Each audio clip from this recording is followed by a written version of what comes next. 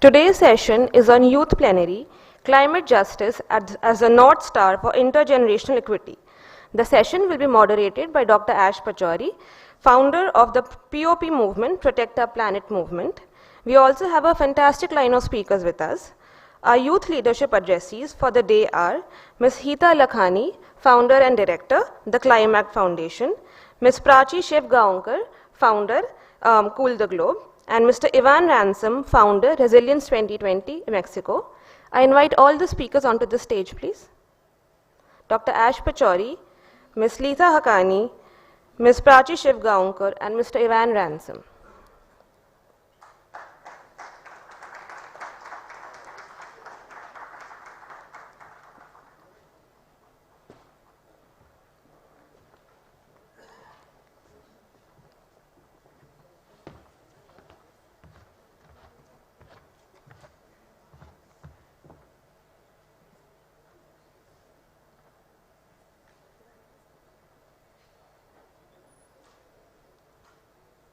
We'll also call on stage Ms. Sunaina Saxena, Editor-in-Chief of the Vasundhara magazine.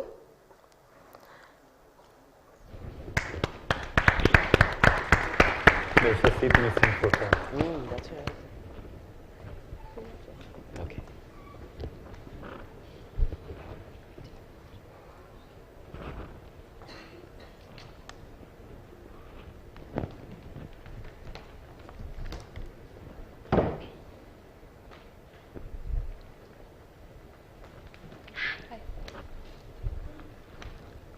Dr. Pachauri, the floor is yours. Thank you very much. Well, first off, I'd like to say a very good morning to everybody. And I'm absolutely delighted and very privileged to be able to steer the conversation here today with a phenomenal panel. So a big hand for the great panel of youth leaders. So the interesting thing about this incredible group of panelists that I'm so blessed and grateful to be together with here today is that they are not just focused on identifying issues and problems and gaps and challenges, but they're inspired to and motivated to take action and are in fact trailblazing that action as we speak. They've been doing this ever since they probably were of single-digit age, and I think that that's really what the crux of this is. You know, what can we do to address the issue of climate change in particular? But we also know climate change has a whole gamut of issues which pertain to different dimensions of our life, and this particular session will be focused on the issue of climate justice and how action led by young people, and there are many young people in the audience here today. I want you all to take away from this session that you can be part of the solution and that we can address this issue by coming together, by exchanging lessons, exchanging gains, losses, opportunities, challenges, and supporting each other, because the only way we can do this is to do it together. So with that, I just want to say I'm absolutely honored to welcome Ivan from Mexico. A big hand. Ivan Ransom, Heeta Lakhani from India, and Prachi Shevgaonkar from India as well. And while we're talking about their country focus, they're really working at global scale. So let's take a couple of minutes now to hear from each of them about what their projects are, and I'm going to ask each of you, if I may, please. And I want to say also we have an amazing, amazing young person here from TERI SAS, Sunaina Saxena, who will be doing a very important, leading a very important part of the session today, and stay tuned for that. So a big hand to her, please. So I'm going to ask my incredible young leaders here, please, to take a couple of minutes, just in the initial round, to share a bit about what your projects are. 2 minutes each, and then we'll come back and hear more about how it pertains to climate justice. So if I may start on that side, I'm going to ask Prachi, get us started, please. Thank you. So I just want to start by saying how incredible this is, and I'm so glad that we're starting off this panel. And I'm sitting here not just with fellow panelists, but also with dear, dear friends, because I started my work also as a young student, wondering what is it that I can do as an ordinary girl about climate change. And when I started my work, I did not know that there was a Ivan sitting in another part of the world who also wondered the same, and Heeta sitting in my part of the world. And all I wanted was to connect with other people who are just as passionate about this as I am, and to work on fighting climate change together. I remember going to my father and asking him, what can we do about this? And we started by reducing our own carbon footprint by 10% that year. And as we did it that year, I also started measuring what are the different ways I can do this, and what are the emissions that I can avoid by taking different climate actions. And as I started doing that, I started connecting with more and more young people who came to me and said, you're doing something interesting and we would like to be a part of this. And that's really for the first time that I began thinking about how can I take this individual quest and get people like Heeta and Ivan from around the world to be a part of this with me. And from this we came up with the idea to build Cool the Globe app, which would unite citizens to start taking climate actions in their day-to-day lives. So I started this from the dorm room of my college. By the time I graduated, we launched the app. That's when I realized that now the real work starts. We have to convince people that in the face of climate change, our actions matter. And so we started making very simple videos on what the common man can do about climate change. And our message again was very simple. Let each one of us start by reducing our own carbon footprint by 10% every year. And the app showed people hundreds of simple day-to-day actions they could take to do that, and the emissions they could avoid with each action. Young people around the world started advocating for this work, also started putting out our videos, started becoming Cool the Globe ambassadors, and through youth-led movements like this, we reached over 25 million people from around the world. Today, as I speak to you, we have users from 110 countries, and all of them have collectively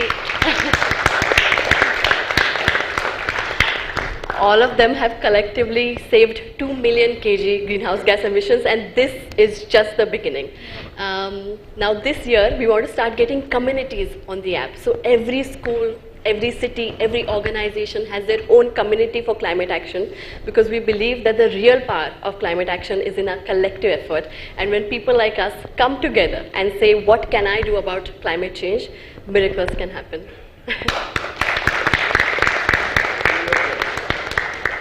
Thank you so much, Prachi. And indeed, exceedingly inspiring. So I'm going to say we can cool the globe if we do it together.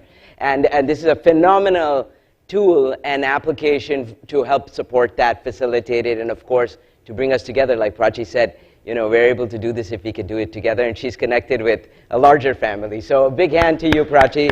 Thank you very much for sharing that.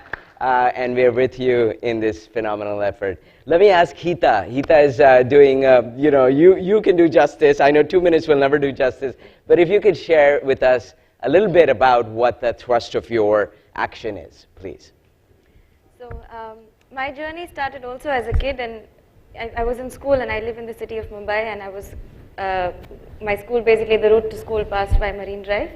And there was a Marine Drive beautification project going on, and I probably was around 12 or 13 at that time. So the coastal side of or basically the seaside of Marine Drive was also lined by coconut palm trees. And they had, in order to widen the road, they had to take out those trees, and they said they were transplanting them somewhere.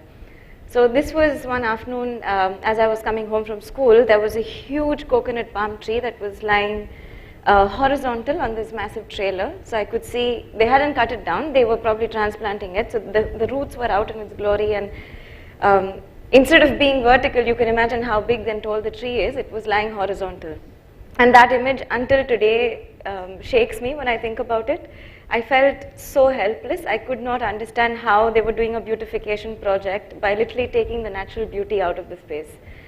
And I went home, I was in tears, my mom had to console me for a very long time, but I didn't know what to do with it.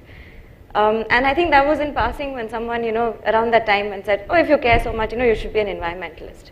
So I was like, okay, that's what I'm going to do when I grow up. And that's when I actually first heard the word environmentalist. And of course, as kids, we dream of all kinds of things, and this was something that I stuck on to. Eventually, I did do my master's from TERI University in environmental studies. And it was after that that I got introduced by Dr. Ash Pachauri and went for my first climate conference, which was COP21 in 2015. And when I was there, of course, I was like a headless chicken. I didn't know what I was doing. The COP was massive. Of course, compared to this time's COP, it's nothing in scale, but at that point it was massive. It was about 1 kilometer in length from one end to the other. It had 30,000 people. And the entire experience was something which I didn't understand how to engage in the process. So I came back and I said, okay, this is great. It's nice, but I don't think I'm ever going to be a part of it. But with that, as I stayed in touch, associated with the pop movement, and the next year I went with a youth delegation to the next COP, COP22 in Morocco. And this really helped. It brought a sense of community. It didn't feel like I was the only one who didn't know what was happening, or that it was this massive space that I had to navigate by myself. I could ask questions, even though we didn't necessarily have all the answers. The sense of community really stayed with me. And then that built over time. I got more involved with the global youth movement, joined the youth constituency, which is called Youngo. And 4 years down the line, I would never have imagined, I was then elected to lead this youth constituency, which is basically a network of over 10,000 young people from more than 170 countries. So for COP26 in 2021, I was leading this youth constituency with my co-focal point, leading youth engagement in the space, working with young people, but also working with the UN entities, working with different UN bodies, with the COP presidencies team, with the UK government, etc. And from there stemmed two different things. One, of course, as I had engaged in the space back in 2017, I saw that there were very few young Indians who actively engaged internationally. They came from COP to COP, yes, but who actually understood the processes, who were advocating for different things, who were part of this youth network. So that's how I got into climate education, which is now formed as the ClimAct Foundation. And the other thing that came out was, along with 3 other colleagues, we co-founded what is known as the Youth Negotiators Academy. And this focuses entirely on the climate change process, on the UN multilateral process, to say. We started the first program, the Climate Youth Negotiator Program, in our home turf, which was the UN Climate Change, the UNFCCC space. We basically decided that if we want to make change in tide, I'd done a lot of advocacy, worked with other colleagues, done a lot of advocacy trying to bring in youth voices, trying to fight tokenism. But if we wanted to make change in the negotiations, we needed young people sitting at the decision-making tables to be able to do this. So that's what we did. We, for the first year, worked with countries, 50 countries from around the world, 26 countries from around the world, trained 50 young people. So we signed agreements directly with the countries. They nominated young people to us who they agreed would have a mandate as negotiators, so they would be a part of their delegation. We trained them in intensive training over 6 months with partners from the UN and from outside, and basically crowdfunded to get 50 young people from 26 countries to COP27 in 2022. And last year, with this program scaled up, we had 54 countries that worked with us from across, right from the Pacific to the Caribbean to Latin America, Asia, Europe, Middle East, and you name it, like every region of the world, and trained 175 young negotiators, out of which over 125 were at COP28. They were part of the negotiation delegations. They were sitting at the tables along with their counterparts. Some of them were actually leading negotiations, the global stocktake, the global goal on adaptation, the loss and damage, the just transition. So a lot of the different negotiations, they would actually lead negotiators for their countries in these negotiating rooms. And now we've launched a program starting this year under the UN Desertification Convention, also on land, the UNCCD. And we're hoping to have 2 programs now, one under the UNFCCC and also the UNCCD. Wow. Thank you. That's amazing. And I think Heeta's work is a testament to the fact that youth are leaders of today and tomorrow.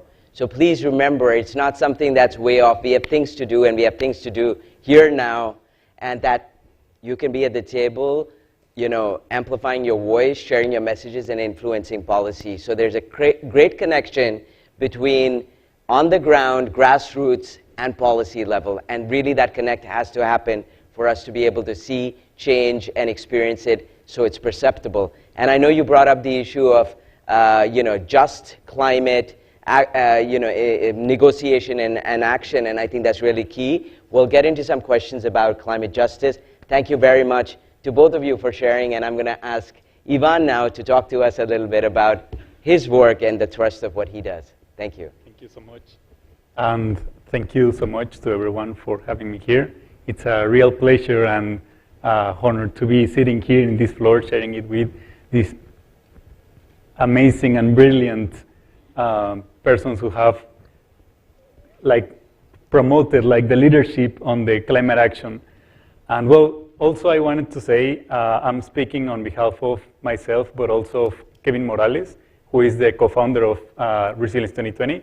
So unfortunately, he couldn't be here with us today, but I'll share my half of the story. So hopefully you will get the chance to hear the other half from him later on. Well, I can say I grew up close to nature. I'm from Durango, which is a state in the north of Mexico. And I will go pretty much every weekend to the forest. And I was used to be close to nature, being, going and seeing and catching even animals in the forest, respecting them always. But the thing is, unlike my fellow and dear friends, I did not start my project until I was in my, after the career, but my love for nature was also there since the beginning. The thing is, in Durango, which is a state where it usually doesn't have a lot of action, so it's a really small population, a really small city, but they had the World Sustainable Development Forum in there.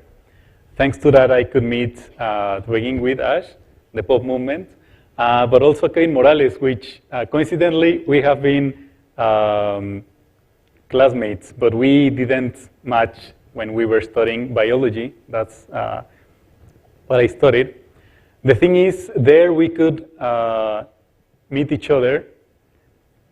We both wanted to do something for the environment and for species, for biodiversity, but we have encountered many difficulties throughout our way. So I'm quite good at developing projects, ideas, concepts, turning them into something really good. The thing is, I'm the worst negotiator you will meet in your life. Even if my life depended on selling you this pen, I'll be lost. So the thing is, Kevin, he's a brilliant entrepreneur, and he's really great at doing businesses. He's also a scientist, so he also has that part. The thing is, when we got together, we ended up being a really great match and starting thinking of this, what could we do to improve the reality around us, to have a different circumstance for everyone.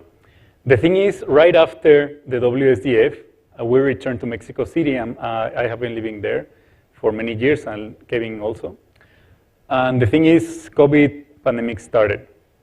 So we sat together, we started thinking of solutions, something that we could do. And we come up with this idea. So what Resilience 2020 is about was also a response to that circumstance, but also something that will be useful and important for this and future generations. So what we do is we install 5 eco-technologies for free, which are solar heater, greenhouse, compost, water catchment system, and which one? Biodigester, which is actually the key and star eco-technology that we install. So we use the products and subproducts of these eco-technologies to sell them to, well, in the case of biodigester, we sell biogas, biofuel, biofertilizer to people in rural areas. In this way, they can start producing organic products and we sell them at a fair price under a fair trade scheme also. So what we can accomplish through this is that they can start producing organic food at the same price than the regular production. So this is getting an increased value for their products, but also decreasing their environmental footprint.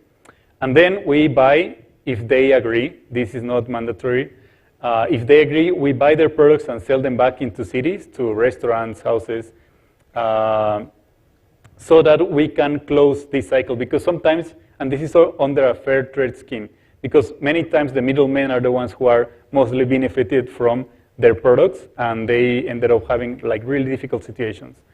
The thing is, through this program, we can benefit. It's a win-win situation for everyone, for people, and also for biodiversity. But also, we are making everyone more autonomous. So dependence on the chain supply can be difficult, especially as we saw in the times of COVID. So another thing that we wanted to tackle is how can we make people get an additional source of income without leaving the safety of their homes. So if they install these eco-technologies, which are for free, we don't charge a single cent to them. They're going to be producing food for them, and also we're going to be paying them for the sub-products that they won't be using from these eco-technologies. So, well, this is the way through this circular economy system that we are helping many families now. And, well, I think with this, I'll finish, but we can discuss further later. Brilliant. Thank you so much. Brilliant. Thank you so much. Very inspiring indeed, and I think that you know, you've affected a lot of communities in Mexico City, in that region already. The idea really is to be able to scale it up, and so you know, we'd love to talk to anybody who's interested, potentially even in implementing here. I think there's tremendous potential, and I want to say that all of my amazing you know, colleagues and friends and family who are sitting here and shared a little sneak peek into the incredible work that they're doing have alluded to climate justice, whether it's through mobilizing communities, using an app, whether it's about negotiation, education, working with people to make sure they amplify their voices in particularly policy change, or affecting communities, you know, by involving them, and of course fair trade and so on and so forth. But I'll ask everybody to give me, like in literally 30 seconds to 45 seconds, if you would agree, to just tell us a little bit about how Cool the Globe, for example, would be center stage to the issue of climate justice. This pertains to all of us. And you know, we really cannot make progress as a global human family, as a collective, unless we do this embracing all. So I would love to hear just you know, a bite from each of you on how the initiatives that you're leading are pertinent to climate justice. And then we'll open up to a couple of questions. So please, over to you first, Prachi. For me, truly understanding climate justice was when I realized that climate change is not just about the environment, it's about people. I was not a natural born environment. I'm very ashamed to admit this, but I was not a born environmentalist like Heeta and Ivan. I cared about justice and I cared about people, not so much about climate change. But it was when I spent time on ground, working on issues relating to things that I cared about. I cared about education, I cared about agriculture, I cared about people's homes and their access to food and their access to water, basic necessities, because I thought these are the pressing issues that India is facing today. But when I worked on these things, I realized that climate change is everywhere. It's like that absent devil in disguise that's affecting and aggravating every single issue, justice issue that we see on ground. And that was truly the reason I wanted to start Cool the Globe, because I believed that if we only have 30 years to avoid the worst effects of climate change, and even a person like me could not care about it naturally, how are we going to do it without the support of citizens like us? So when people like us care about climate change and say that we want to do something about it, and not just organizations and governments, that's when true climate justice can be realized. Because climate justice comes from innovations that come from the grassroots. Climate justice comes when people like us take action. And that's what we're working on, in making climate action context-specific, localized, and making climate action take root from the grassroots. And I believe, I believe when people like us start caring about it, that's when real climate justice will emerge. That's brilliant. Thank you very much. Yeah, we have to remember at the end of the day, you know, those behind all of those numbers are real people. And that's really the crucial part of this. Thank you very much. Thanks for sharing your inspiration. Very, very inspiring indeed. Thank you. And I'll hand over to Heeta. Please share with us, Heeta. Yeah, I think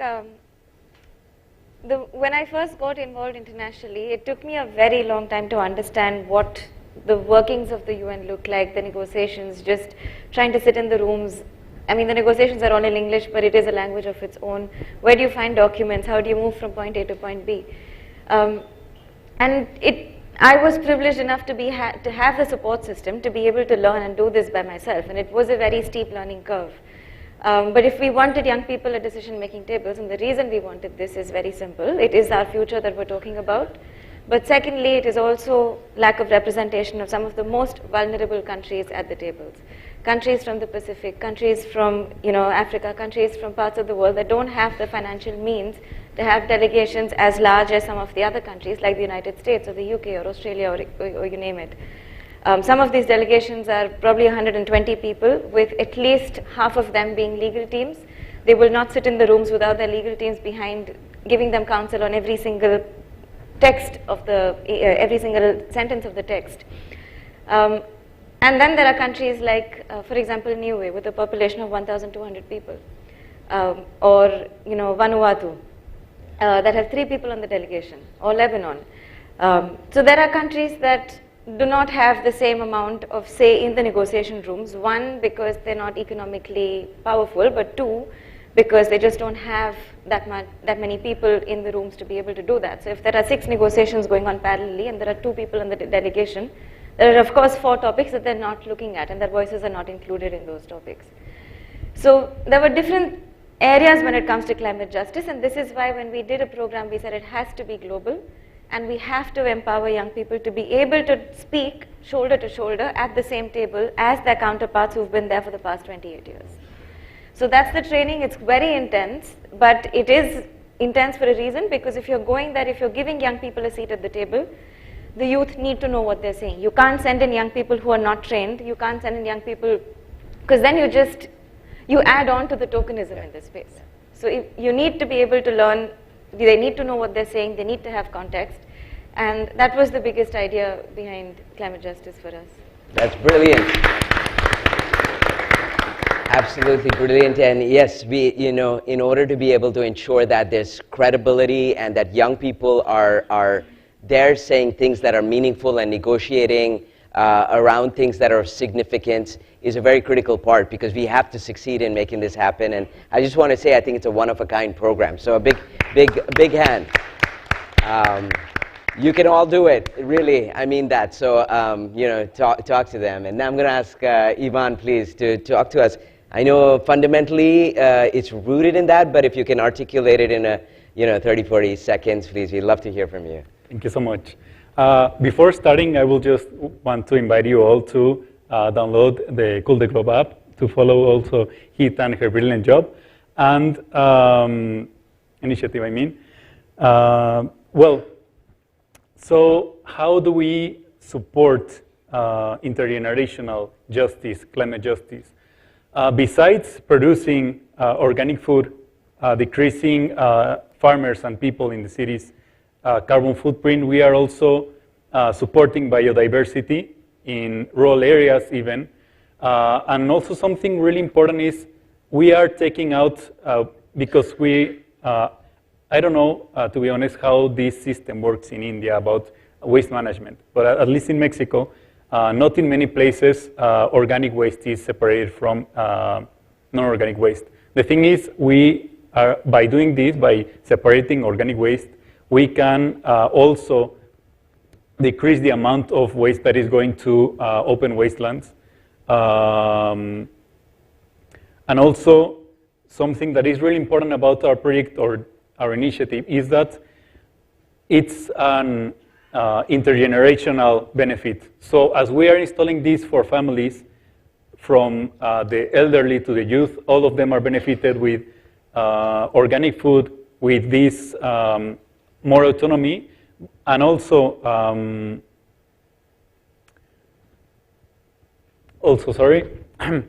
through this, we can also support the environment through the implementation in different areas. We are not only into supporting like wealthy people, we are there to support anyone. So at least as long as the conditions, structural conditions, are met in their homes, we are going to be there independently of how much money they have, and we are going to install this.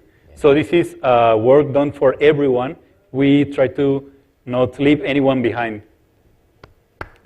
That's beautiful.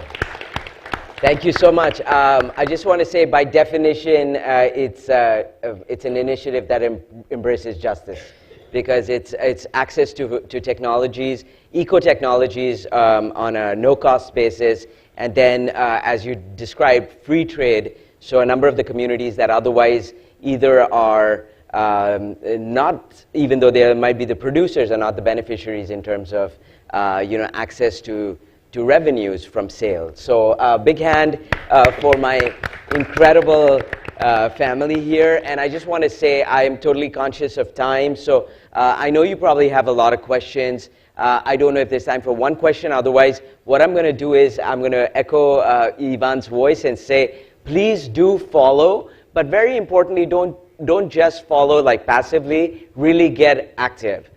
We all have a role to play. I'm going to ask you to please connect. The connection is really crucial in making things happen, and you'd be amazed at the magic you can make and the momentum that you can build. So I'm going to say connect up with these fantastic young inspiring leaders that we have here, and maybe I'm going to bypass the questions, just keeping time in mind. Is that good? And I'm going to say there's one very, very patient panelist that I feel so blessed to be together with here.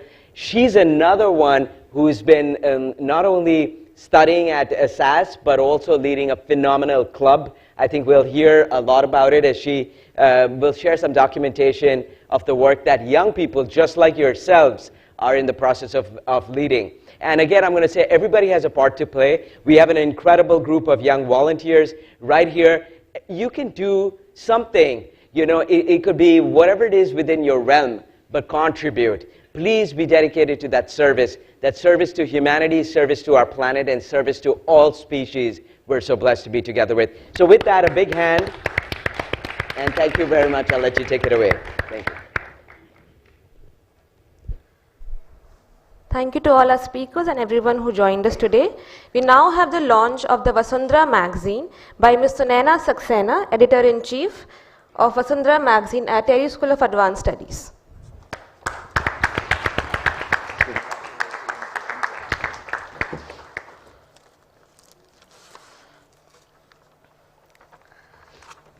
Thank you so much, sir, for the introduction. My very warm greetings to everyone present here and everyone watching this live. It gives me immense pleasure to represent my university, TERI School of Advanced Studies, today at this Global Summit, and also participate in the launch of the 14th edition of the Vasundhara magazine. The programs at TERI SAS are designed in a very research-oriented manner and involve a lot of brainstorming of ideas throughout the course of time. This was the motivation that led to the formulation of Vasundhara, the Eco Club magazine. Vasundhara is initiated by the students at TERI SAS, and it was started back in 2019. It champions sustainability and environmental awareness through impactful publications, and since its inception, we have been successfully able to publish 13 editions, and today we will be launching on to the 14th one. Our magazine's strength lies in its well-rounded approach, combining factual information, constructive suggestions for the future, and a rich tapestry of diverse opinions. This collaborative effort is orchestrated by a dedicated team specializing in content creation, design, and editing. We have explored a range of topics till now, such as endangered and extinct species, solid waste management, water pollution, wastewater management, and numerous others. However, we will be spotlighting the overlooked impact of these issues on the vulnerable communities in the 14th edition. I present to you the 14th edition, EquiClimate, centered on the theme of climate injustice, vulnerabilities of the vulnerables. This edition focuses on the disproportionate impact of the climate-related challenges on marginalized communities.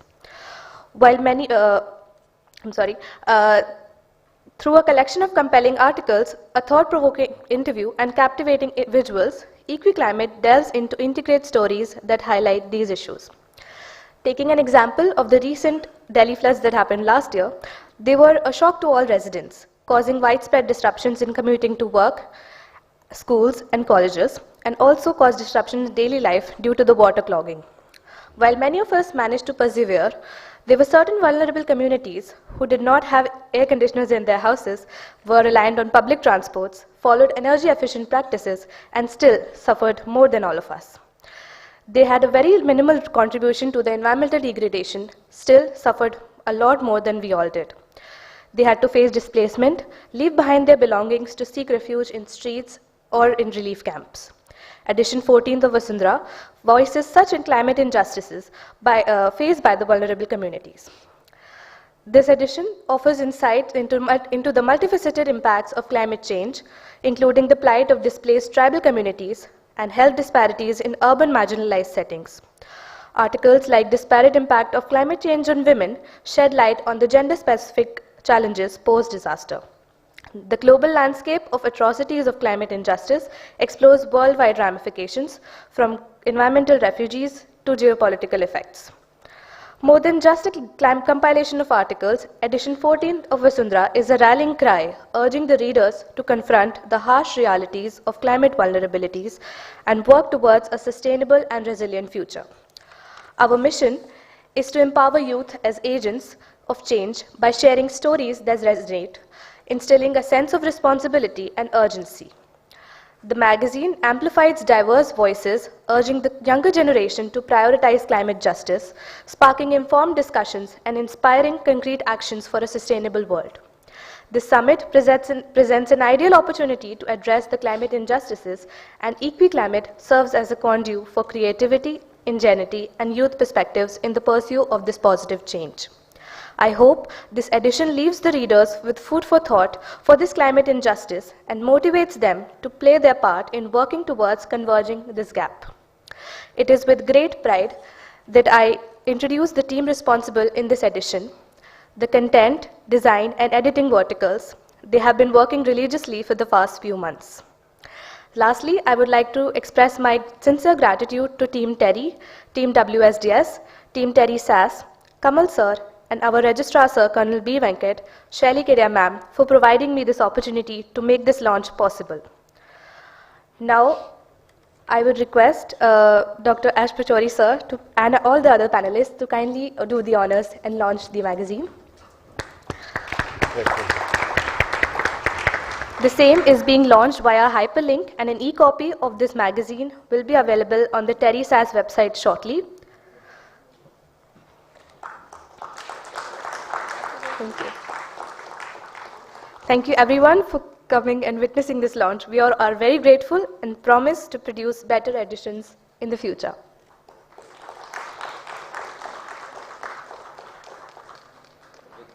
Thank you. Thank you, sir.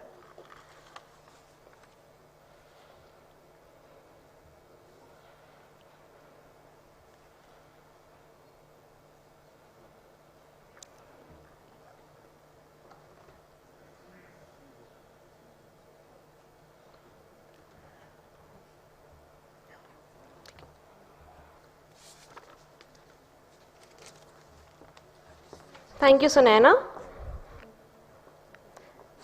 I would now request Dr. Pachauri to give our speakers of today the Youth Plenary Awards. The awardees are Ms. Heeta Lakhani,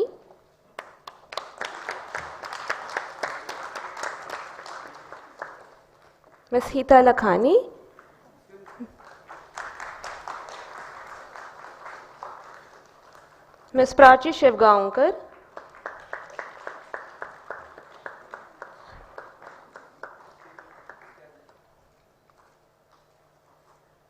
and Mr Ivan Ransom.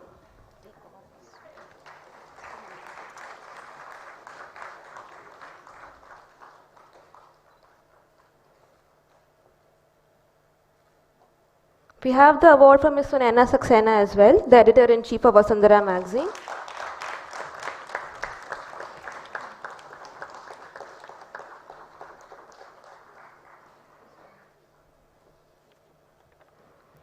We would now have the awards for the Green Olympiad Go WSDS for the entire Vasundhara magazine editorial team. I request our entire panelists to hand over these awards to our editorial team. The awardees include Ms Sunaina Saxena, editor-in-chief, Vasundhara magazine; Ms Anshika Shah, sub-editor of the magazine;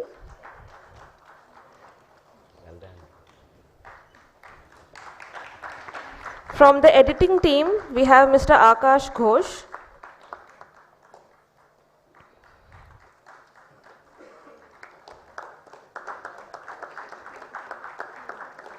Mr Gautam Matta,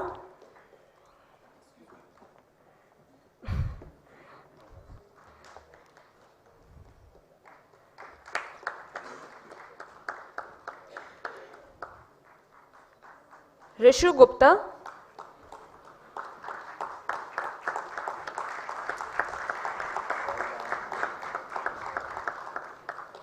Pratha Mishra, the editing lead;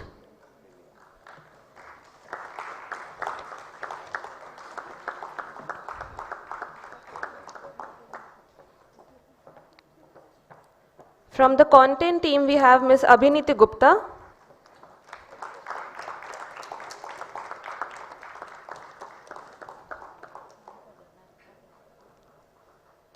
Mr Pritish Kumar Acharya,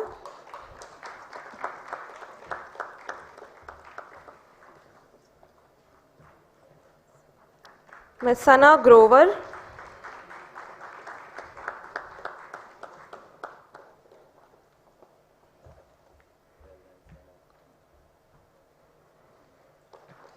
Ms Rajalakshmi Chaudhary,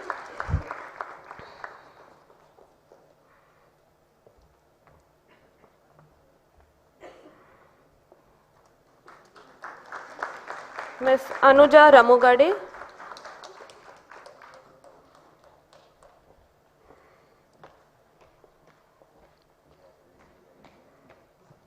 and Ms Meghma Mitra.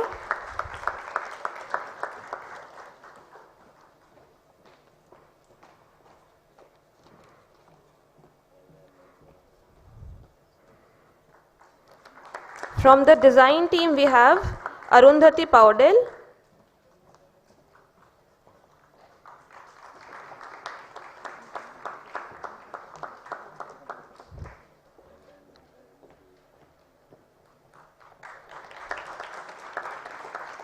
Ms Sakshi Saini,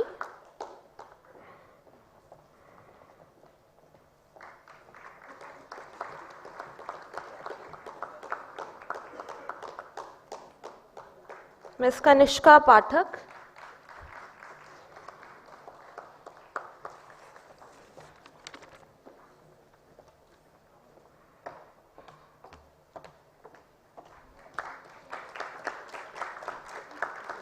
Ms Raina Sarkar, the design lead,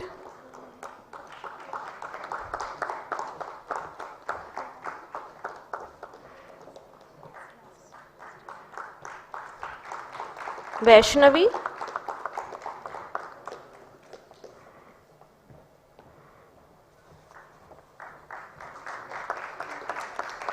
and Ms Prachi Mahale.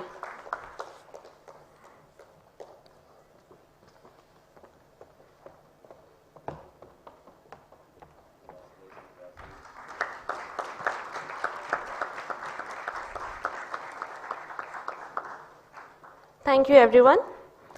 While you make a post about this, please use the official hashtag WSDS2024 and the official hashtag Act for Earth with a numerical 4. Next, I would call on stage awardees of TERI's School It for the Climate campaign. As part of this behavior change campaign, a Delhi-wide poster making competition was conducted to invite school students to express their creativity in order to nudge consumers to adopt simple, sustainable practices for improving energy efficiency in refrigerant and AC use. The competition was open to 2 age categories, middle school categories for class 6 to 8th and high school students for class 9 to 12th. We have these young minds here with us. From the middle school category, the awardees are Ms. Sumaira Nagpal, Bal Bharti Public School.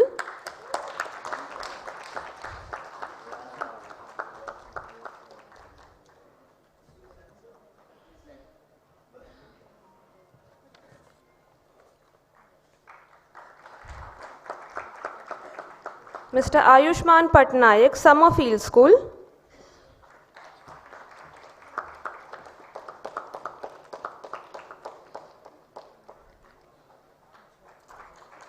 Ms. Sohana Sawni, Springdale School.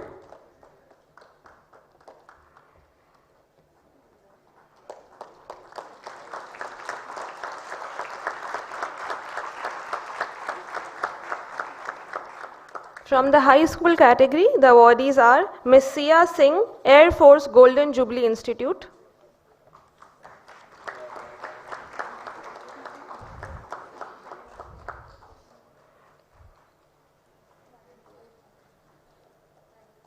Shri Nanda Mahesh, Air Force Golden Jubilee Institute.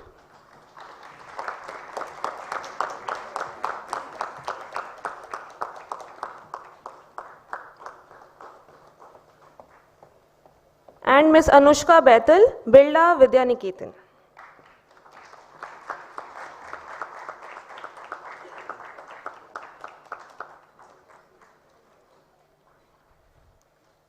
Can we have a big round of applause for all our awardees?